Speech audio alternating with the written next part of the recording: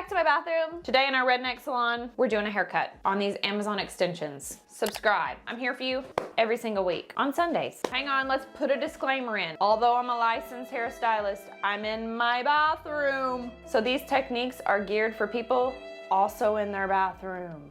The tool I'm gonna be using today is a razor comb. All this is a comb on one side and then a little wide tooth comb, not so wide tooth comb at a curvature with a razor inside. So it's really good to comb, flip it, use the razor. If you don't have one of these, you can use an actual pair of shears or scissors, or you can use just a regular cheap razor. They're about $5-ish.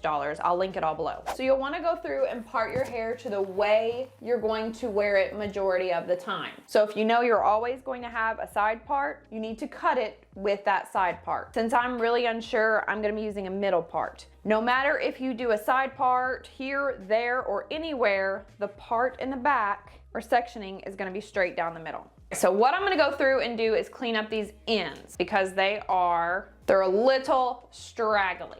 The easiest way for me to do this on myself is taking this brush, bristle brush behind my ears, really tight. Ponytail right behind the ear. Mirror the other side. Gonna take this straight down, and at the very, very end here, I'm going to put a rubber band. Match this on the other side. Brush through it. Rubber band. I'm going to stand with my shoulders back, feet flat on the floor, not on your toes, not in the back, standing vertical. And I'm gonna take these ponytails and I'm going to pull them down to where I wanna cut my length. Now this is going to vary depending on what your hair looks like. You can also do this if you don't have extensions. Pull these down to where I want the length to be cut. And since I'm just cutting the tip, snipping the tip, it's going to be pretty low, all the way down here. Now when you're doing this is against my body. This is not way out here. It's easier for you to see, but you need to just be feeling this. Feel for balance. Are these even? Then you can use a body part as reference or a piece of clothing. This is going to line in with the top of my skirt. Make sure it does. Boom, boom, perfect. You can cut above this or you can cut below this. Doesn't matter. So I'm gonna cut below and I'm just gonna go straight across with my scissors or shears. And don't look at these. These are for mannequins, so they're pieces of junk. Holding this really tight, taut, whatever. Cutting straight across. Then you have the ends here.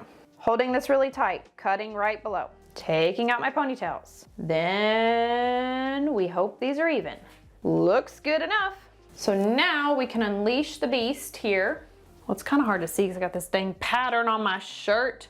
Look in my mirror and see, make sure they're even. Perfect, good enough. Now I need to carve into this disconnect. Here's my real hair. Here's a drop off of weight. Let's take a subsection right before our ear begins, whatever. Comb this back, clip it away. You don't want to accidentally carve into this. My ear surgery, by the way, check it out. They're looking good. I'm gonna take my real hair and tuck it behind my ears. Usually when I wear hair extensions, I don't mind if I cut my actual real hair, but today I'm trying not to do that because I am trying to grow out my real hair. So I'm going to be mindful of not cutting my real hair. So tucked this in. Now I'm gonna take this big subsection, and it's pretty big, okay? Take a look at that. And I'm gonna direct it over, away from its home. Here is where it lives. It needs to be swung? I don't know. You need to pull it over to the opposite side of your face. So I'm gonna comb it to make sure there's no tangles. I'm gonna take my crab claws, hold this. Here is where my real hair is. Here's a disconnect. What we need to do is blend these together. Diagonal finger position, and I'm gonna start ooping it this way until my real hair decides to drop off, because that is my guide right here. That tells me, okay, that's where I need to start cutting to make sure that these blend nicely. I'm going to take my razor and I'm going to go in at an angle. If I go in horizontal, I will make a horizontal movement, and that is a stair step. Not cute. Gliding this. There was my guide. I've over directed, and I'm going to be taking my razor at a 45. Again, we're here. And I'm gliding it down as I move my fingers down.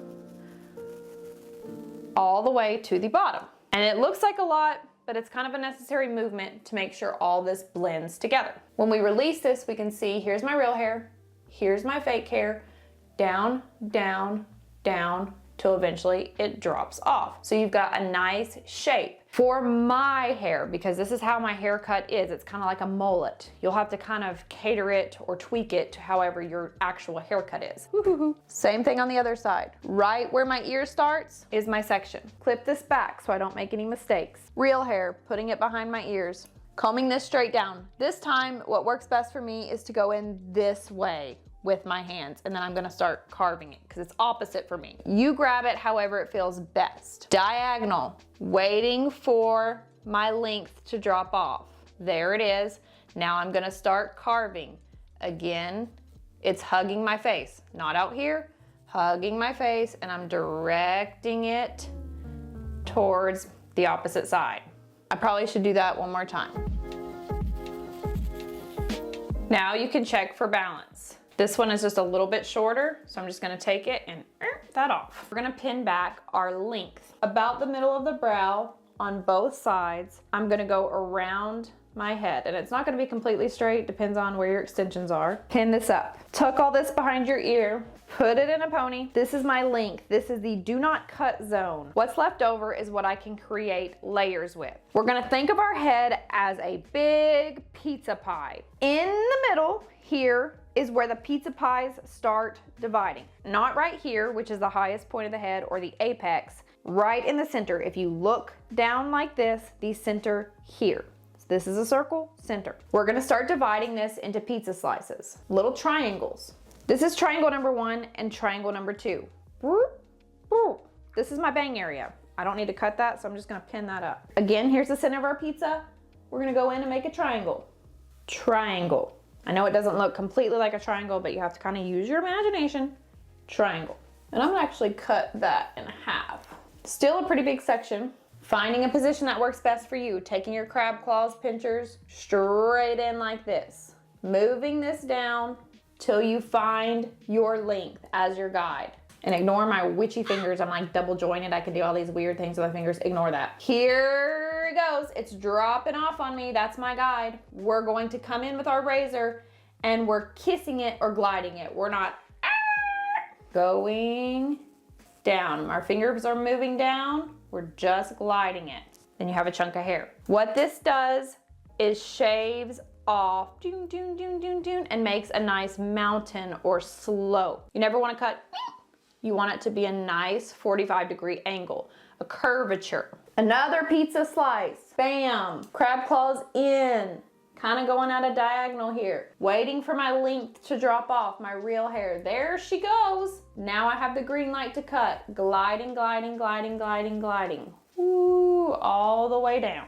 Here you have that. Then we have a layer for the back. I'm gonna go ahead and just split this down the middle, this back part. When I cut the back, I'm over directing it towards the front. The reason for this is anytime you over direct something or move it out of its home, it lives here. I'm taking it all the way and rehoming it. It makes this piece longer. You want your layers to flow and not all be the same length. They'll be shorter in the front and they'll flow kind of to a U in the back, if that makes sense. And also for your sake, it's easier to over direct it than to try to cut with a two-way mirror, like looking here and looking in the back. Let's just do this. Same technique, crab claws. Waiting for that length to drop off. Here it is, it's about to drop. Cutting this. And I cut the tail off that, but it doesn't matter again because the length is pinned up in the back. We're gonna go through and we're going to mimic the other side. Pizza slice. Crab claws, waiting for my length to drop off. There it goes, going in, gliding it, not gliding it and helping it navigate down so it can be stacked out of 45. Another pizza slice. Length is dropping off. Here we go. Cut the tail off that one. Didn't mean to, it just happened. It'll be fine. Pizza slice from the back, so I'm over directing it, waiting for the length to drop off. There she goes. 45. Now in our head, if you think of it, if it had a cross in our center, it would have 4 corners. 1, 2, 3, 4. We don't grow hair forward, so you can ignore the front 2, but the back 2 is where weight builds up. So I always like to grab these just kind of free-handedly, not really a method. And I'm going in with my thinning or texturizing shears. These have a straight blade and a teeth blade. And I'm just going to, about mid-shaft, where I know my real hair isn't, clamping down once, and it just removes every other hair. Removes weight. Mimic the other side. Move it down. If you part this down the middle, move these to the front, you can see like a tail of my real hair. Now, depending on your previous cut, it may be more obvious, but here's my real hair. I'm gonna take it away from my head, teeth on top so it doesn't make that line, and I'm gonna cut, cut, cut all the way down. This is going to feather this end out and help it blend into my real hair. Could do it a few more times. This works really good in blending your real hair to the fake hair. Could even do it on the sides here. Whoop. However, these are thinning shears, which means they are going to thin out your hair. In my case, I already have really thin, fine hair. And my end goal is to grow my hair out, and I'm not touching my real hair. So I'm gonna kind of skip that. Normally, when I know that I'm gonna commit and wear these for several months, I'll go to town on my real hair. But I'm thinking I'm just gonna wear these for a month, and then I'm gonna go back to doing my hair reset, just wearing my natural hair in braids, and really work on rebuilding my real hair. So this is a temporary thing for me, so I'm not going to start getting arts and craftsy on my real hair. So I'll go through just on the top for blending's sake, but other than that, that's gonna be it. I'm just gonna let everything flow. Let's put a style in this thing. I'm probably gonna keep the middle part for today, just because it's straightened, and I'm going to clean it up. And a good hairstyle to kind of hide the extensions if you're wearing it straight are these two braids in the front. Big chunk here, and I'm gonna leave out my natural hair, this bottom and this bang. Tuck this behind my ear and slick this back so I don't get confused. It's a pretty thick chunk, and you can see I've got several wefts in here. I'm gonna sliver off the top, 3 sections. Number 1 is going over the middle. Over here, under the middle. Now I'm gonna take a piece of hair and add it to this one towards my face, under, pull it tight. The one towards the back, add a little piece of hair, under. So they're switching places all the time. This one closest to my face, hair, under. It's gonna create a braid on top, under. And I apologize, I'm not like the best braider, so my explanation is probably not great. Little piece of hair, here I'm starting to get into a hair extension, but I'm still continuing the same movement. Taking a piece of hair and under. What this is going to do is mimic a cornrow where it's stuck on your scalp, so it's not a free flowing braid, it's stuck. Okay, this hair extension is gonna get wonky on me, so I'm gonna cut it in half, under. Don't worry, we'll be able to hide that. Then we'll just take this last piece and go under. Then it goes into a regular braid. I'm gonna start getting into layers, so I'm just gonna stop it right about there. Clear pony from the Dollar Tree. We need to pull it out so it looks better and it hides this weft. Powder play, texturizing powder, personal favorite. This gives it a malleable texture and it stays. It does make your hair feel dirty, though that's the only downside.